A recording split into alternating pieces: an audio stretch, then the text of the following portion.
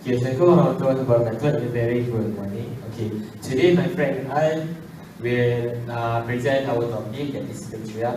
Before I start uh, before I start the presentation, I would like to introduce ourselves.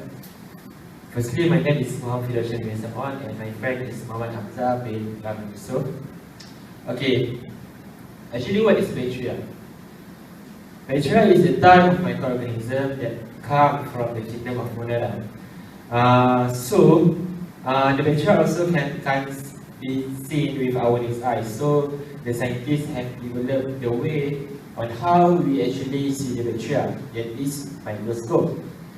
There are two types of bacteria that we will present. The first is gram-negative and second is the gram-positive. I will present about the gram-negative and Hamza will proceed for the gram-positive. Okay. What is gram-negative bacteria? Okay, actually when we want to know about the gram-negative and gram-positive bacteria, we will see their cell wall. For the gram-negative bacteria, the cell wall has a multiple layer. So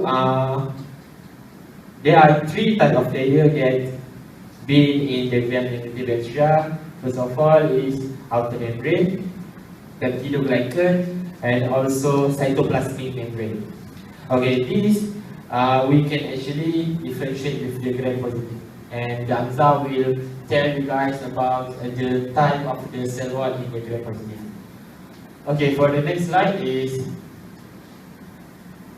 the important part we actually know for the gram-negative and gram-positive is the peptidoglycan. For the gram-negative bacteria, in the middle of the cell wall, there is the peptidoglycan. The peptidoglycan is in the gram-negative bacteria is very thin. Different from the gram-positive is very thick, and also for it's located between cytoplasmic membrane and outer membrane. In the middle of the both cell wall, there is a peptidoglycan. Okay, this is actually the picture of the cell wall for the gram-negative bacteria. You can see this is the membrane, or we can say it as a cytoplasmic membrane, peptidoglycan, and also outer membrane. Okay, this actually is very specific part of the cell wall for the gram-negative bacteria. Okay, for us to differentiate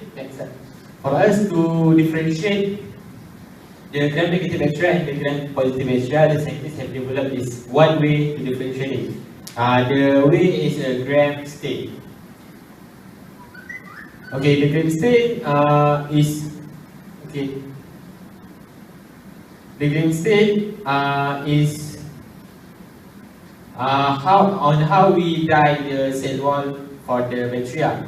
For the gram-negative bacteria, the cell wall, when we do the gram stain, we can get the pink color. And there are 4 types of reagent that we use in order to get the proper gram stain result. Okay, next slide. Okay, this is how we say about the gram stain. First reagent is crystal violet. Second is iodine, alcohol, and saffron.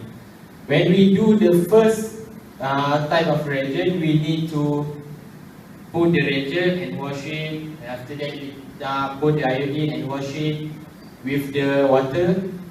And for the rest is same thing. Okay, I think that's all from me. I would like to pass the mic to the next presenter, that is Hamza. Thank you. Thank you, my groupmate Daus Amzar. So let me continue our presentation. Today I will present to you about the gram-positive bacteria. So as my friend before said, that there are 2 types of bacteria, gram-negative and gram-positive. So we can use gram staining to differentiate them. So how is gram staining can differentiate this bacteria? So actually the bacteria can be differentiated because the cell wall composition of the bacteria. So, because of their cell wall composition are different, we can use that to differentiate the bacteria. The cell wall of gram-positive bacteria is a bit different from gram-negative bacteria. The cell wall of gram-positive bacteria has thick layer of bacterioglycan and cytoplasmic membrane. So as you can see, this picture is used to illustrate the gram-positive bacteria. As you can see, there are a thick wall of bacterioglycan and this is the cytoplasmic membrane. So the other composition is nucleic acid and surface protein. The gram staining result for the gram-positive bacteria is purple or violet color. Because this is because of the thick layer of bacterioglycan. As Daus said, when the first step of gram staining is application of crystal violet, or we can call it as the primary stain. Because of the thick layer of bacterioglycan, the primary stain is what is it? Because of the thick layer, they retains the primary stain. When we decolorize it with alcohol, the purple color will stay, and when we use saffronin, the red color will not affect the purple color because the purple are more darker. So, but the gram-positive bacteria can be falsely become pink color if we over-colorize. That we put too much alcohol during the decolorization step, that cause all the crystal violet to come off from the cell wall. So this is the picture to differentiate between gram-positive and gram-negative. And this is the gram-positive, and as you can see, this is the thick layer of bacterioglycan and the cytoplasmic membrane. As for the gram-negative, a very thin bacterioglycan layer between the cytoplasmic membrane and outer membrane. So,